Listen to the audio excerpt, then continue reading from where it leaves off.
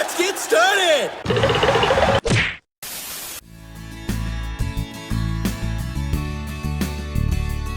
So how'd you end up here?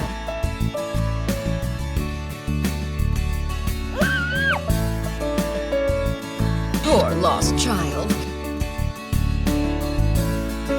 Miss Mindlayer. None of us here could really tell what the little person really is. But rest assured he's not a lost child. Alright, let's begin. Before we start, let me say this real quick. Videos before the season 5 episode 21 recap are considered old gen. They don't have coherent scripts, crudely done, extremely cringe, and only made for animation practice at most. I never thought this channel would ever gain traction at all, but since I'm getting traction now.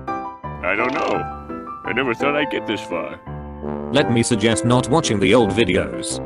They genuinely suck. This is not a joke. Okay, this is gonna be a everything wrong with this chapter sort of thing.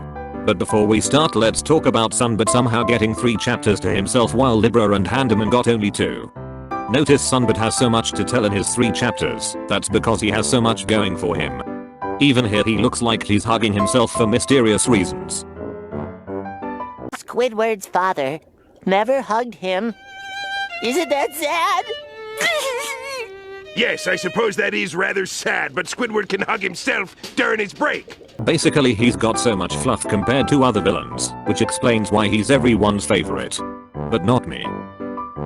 Holy Jesus. What is that? What the f*** is that? What is that? Libra, even though her rivalry with Tully is extremely forced and absolute cringe, she still said some things about consequences and all that crap. Meanwhile Handaman just blabbered about quirk singularity, got shocked with 1,000,000 volts of electricity, and got slammed to the floor. Because he has literally nothing to say. He has no special connections to the heroes present in his location, nor ruin something important to them. He's just a random bad guy. Even his connection with Falcon is extremely weak because they barely encountered each other, because Handaman's a worthless, pathetic, disgusting piece of brain-dead, putrid, useless garbage idiot loser who only fights other villains. Let's start with the biggest issue with this chapter. Sunbird instantly learning a whole bunch of movesets. So let's do a little flashback. Sunbird's done nothing but stand around with the League of Losers and spam one attack over and over and over again whenever he fights. You'd think he'll show off at least one of his new skills back when he encountered Compensator. But based on his stance, he looks like he's about to fire off another one of his one-trick pony moves. He's trying to pull off McBoy's off-screen training thing. But he absolutely fails because he has significantly more screen time than McBoy. And more chances to show he's actually training. But instead of showing Sunbird doing some actual training like the Flash does, he'd rather be shown sitting, standing, doing nothing, sitting again, and maybe occasionally farting out flames. Nice move.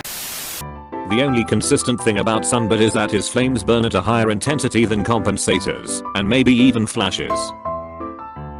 Now, out of absolute f***ing nowhere, he's got stronger flame blast than the Flash. Bigger flame tendrils than Compensator. Better acrobatics than McCree. And Superman levels super strength. He didn't train once and now he's instantly better than the best guys in the field. Theoretically speaking. I know he's not as strong as Superman. Yet. But he'll eventually get there in a few inevitable power-up flashbacks.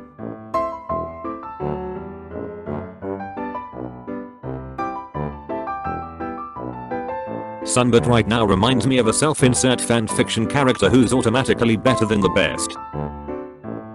I know he's always somewhat of a Mary Sue. But I never expected he'll get to this level. This is just too blatant. What's next? He's going to suck in all the heat and turn the surroundings into a frozen wasteland, to better be in parallel with the Flash. If this happens I'm gonna flip out. But I'm not done yet. What? Sunbird says Flash has better elemental resistant physique, upbringing, and education. But Sunbird never did face any actual struggles in his life as a villain. He's got plot armor to protect himself from his flames and heroes. He doesn't need training for his new moves.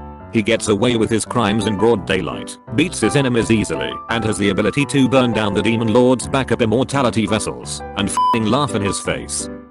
This will end you. I find it kinda silly that whenever Libera pulls or simply does unbelievable shit, people get mad. If Sunbird does the same, he gets praises all over.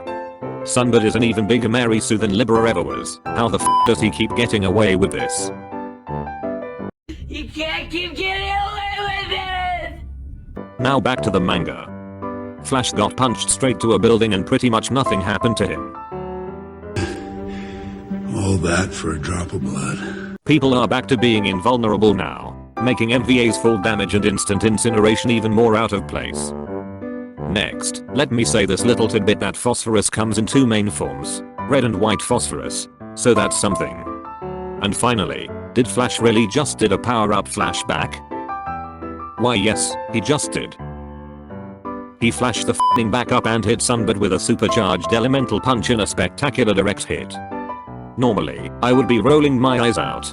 Normally it's Sunbird, Libera, or Handaman who's doing the flashback power up. But since it was Flash, and even better Sunbird is on the receiving end, it's even better. The Flash literally gave Sunbird a taste of his own medicine, hitting him with a flashback powered punch resulting in one of the most satisfying hits in MHA history. After years upon years of cheating and plot armoring his way through the story, Sunbird finally got what he f***ing deserved. Get what you f***ing deserve! What the Flash did may be an ass pull, but as long as other ass pulls on the hero's side hit the ones who deserve it, it's fine by me. I want to see those f***ing cheaters cry and whine when the tables are turned against them.